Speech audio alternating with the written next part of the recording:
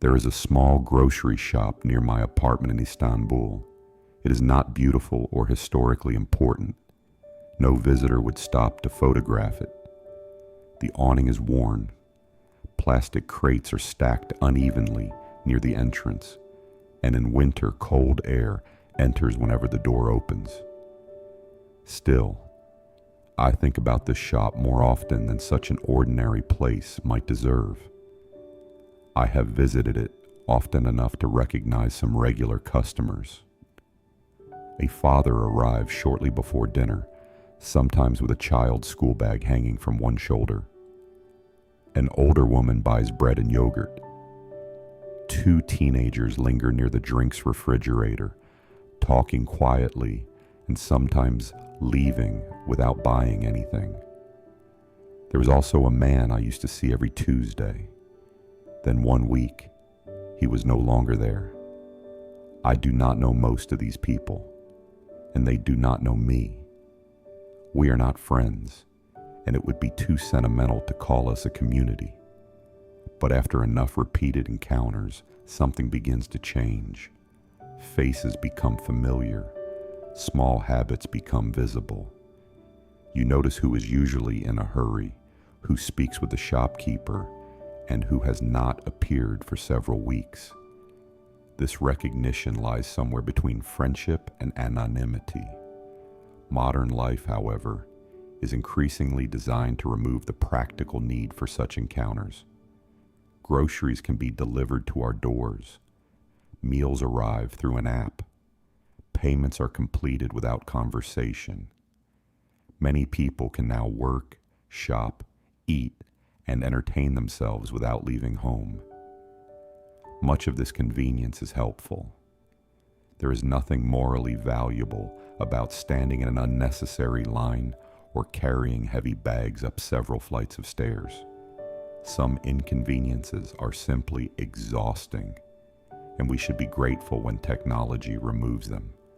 But perhaps not every form of friction is the same. Some inconveniences bring us into the presence of other people. They require us to wait, ask for help, adjust our pace, or share a space where our own preferences are not always in control.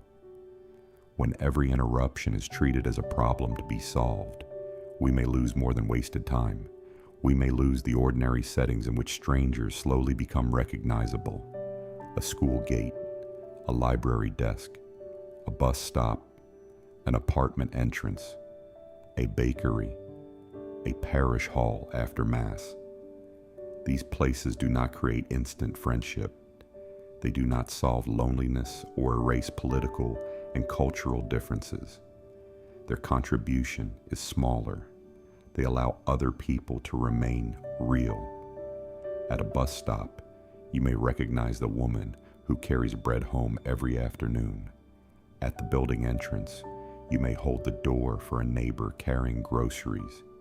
At the local shop, the owner may notice that you have not visited for several days.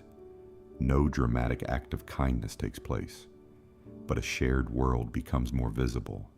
Today, conversations about belonging often move between two extremes.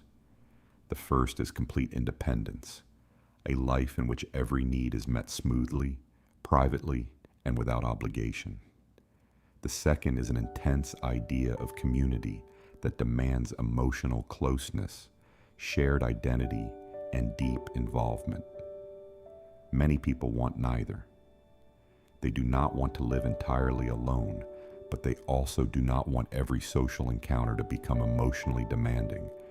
What they may need are relationships thinner than friendship, but thicker than anonymity, simple familiarity, a quiet awareness that other lives are unfolding nearby.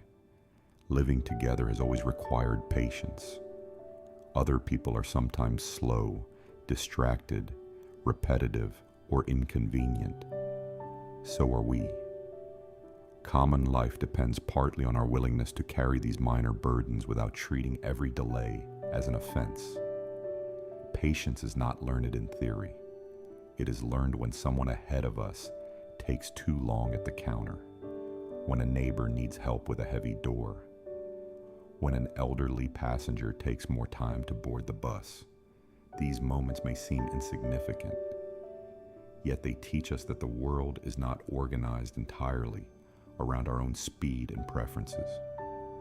The small grocery shop near my apartment will never appear in a grand plan for repairing society.